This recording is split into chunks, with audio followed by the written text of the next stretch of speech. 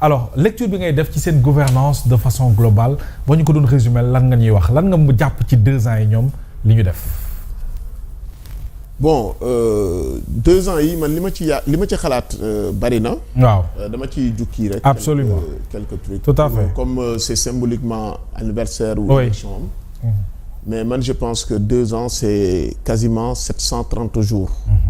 ñu toog ci kaw Sénégal caractérisé bi ci njëkk. mooy démantèlement de l'économie nationale économie dafa nërmeelu y a pas un secteur tey ci économie bi buy fonctionner li la koy xamal Mohamed et ça devrait être la priorité xoolal tey les grands patrons yi yore économie Sénégal nga xool ku nekk situation entreprise am tey. quand même oui. nga dem ci marché yi nga xool ñi nga xamante ne ñooy ay commerçants ñi yore activité nga xool ñoom seen niveau d'activité nga xool ñiy def business. fan la ñuy toll ci seen business loolu c'est des indicateurs clés maanaam sax mën nga dem ba ci jàkk ji ngay xool lañ fay lii di faral di maye. waaw wala nga dem église nga xool bu mes ñëwee la ñuy di maye loolu yëpp dafa wàññeeku li ko andi mooy. les secteurs économiques vitaux sont en panne. lépp lañ démantelé et démantèlement bi xam nga fan si ñaari mbir la commencé. waaw bi ci njëkk bi mooy c'est le discours. discours dafa garaaw. quand tu es chef de gouvernement. sa communication dafa war a nekk lu institutionnel. du ragal de. lu institutionnel. c'est important. xam nga wolof day wax ne. moytu du ragal. moytu du ragal de signifiewul ragal. mais ñun fii dañuy foog ne que moytu mooy ragal ñun loolu lañ foog. que comme nekk naa chef de gouvernement rek lu ma neex lay wax. quand même loolu du noonu la àdduna di fonctionner. il fut un moment yenn discours yi daan na tax suñu note ñu dégradé ko. dafa tiital ñëpp discours chef gouvernement bi. dafa tiital ñëpp a ragal Sénégal. parce que yow mënoo déjà arrêté ay chantier de Dakar ba Saint-Louis nga jël ay arrêté na chantier arrêté nga BTP bi yëpp. jël ay contrôles fiscaux envoyé que dans toutes les entreprises y compris.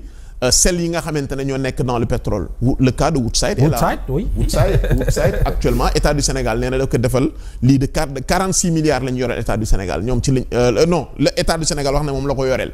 ci li ñu wax ba léegi actuellement ni l'affaire sera jugée. ah oui absolument bientôt. donc loolu noonu nga teg ci aussi discours ni oui on va renégocier les contrats nangam ak nangam en économie les contrats c'est des institutions. man ci loolu laa def sama thèse. quand même l'économie des institutions. les contrats ce sont des institutions. gis nga on ne modifie pas les règles du jeu. au cours du jeu. tout à fait. mais loolu la ñu doon reprocher marocains yi. dëgg la. marocains lan moo tax ñu jot ak ñoom parce que gars yi dañu foog ne ñun sénégalais ay ngaaka lañu. ñu bëgg a ñëw modifier règle du jeu yi. ci biir jeu bi loolu ñun duñ ko nangu. ñu ne duñ ko nangu waaw. non jamais duñ ko nangu. gënuñu ñu yeew. tu comprends. loolu gars yi loolu la ñu def te nag un pays économie mu ngi fonctionner ci confiance te confiance bi ci discours bi lay jógee. c'est très important. discours bi c'est un discours qui est trop gendarmé. trop policier. tax ñëpp ragal moo tax ñu bari dem nañu.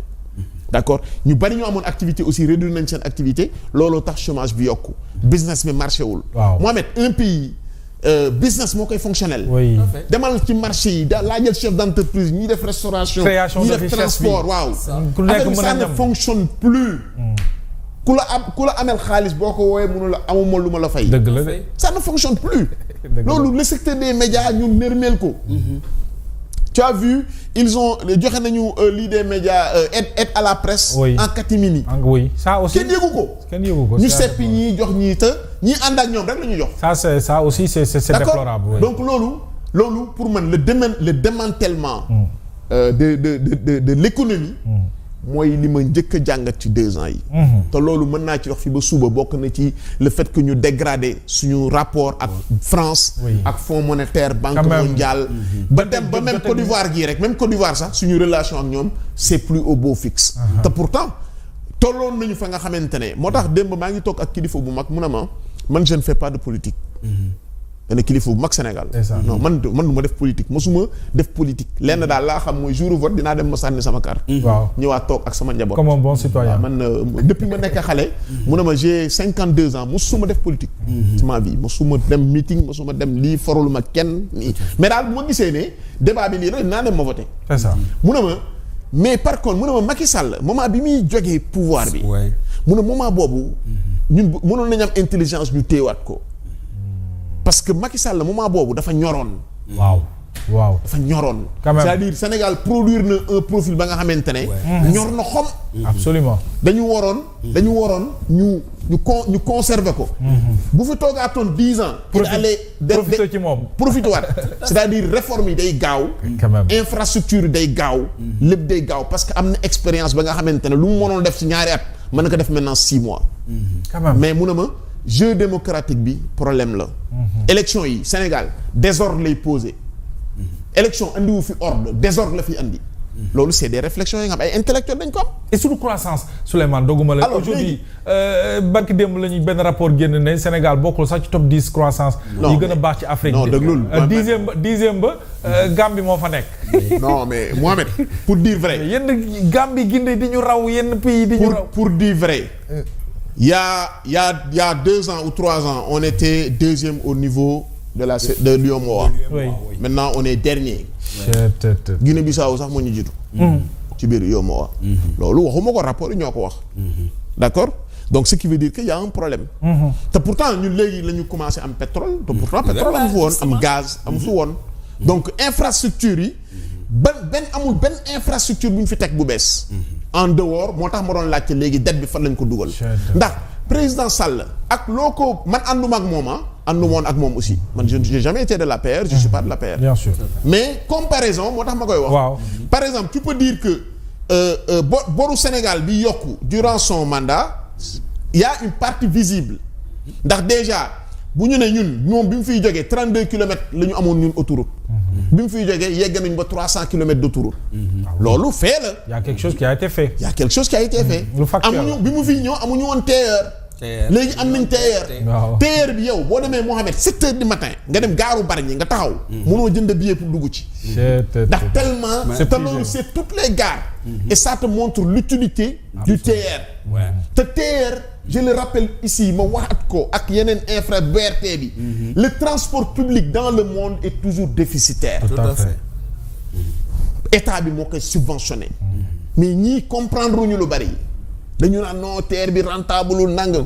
parce que fii ñii xamul rek ñooy wax. waaw malheureusement. d'accord oui. bu nekkoon loolu France tëj métro bi. France arrêté ay TGV France arrêté mais pourtant. France état français moo koy subventionné. d'accord tu peux dire également que le Sénégal am na yeneen infrastructure de classe mondiale yu fi am. comme stade bi comme arena bi ak yeneen yu fi nekk.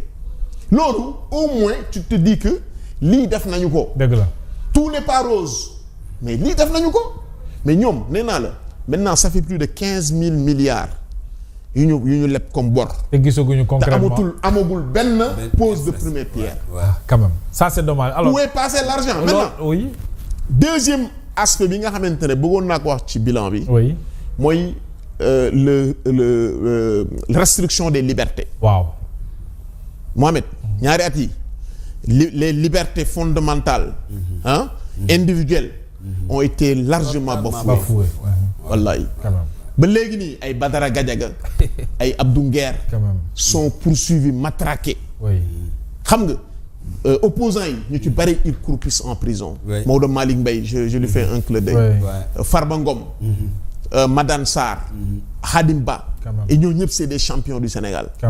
leur seul tort c'est de travailler avec l'État. moment bi nga xamante ne ñoom dañuy opposé wu. et donc on les confond. avec ñi nga xamante ne Macky Sall lañ am. loolu mooy seen tort c'est dommage. et tu prends également dans ce lot de restriction des libertés médias yi nga xamante ne dañuy décider woon fermer leen. loolu xaw na fi. ba Cour suprême moo leen arrêté. absolument.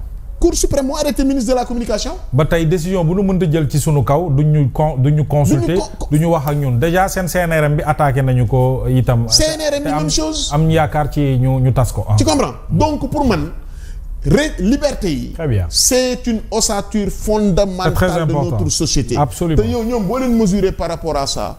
ils n'ont pas la moyenne. amuñu moyenne bi de. ils sont en dessous de la moyenne quoi. alors Soro ci gouvernance bi dama lay bàyyi yow itam nga xool jukki aspect yi nga gën a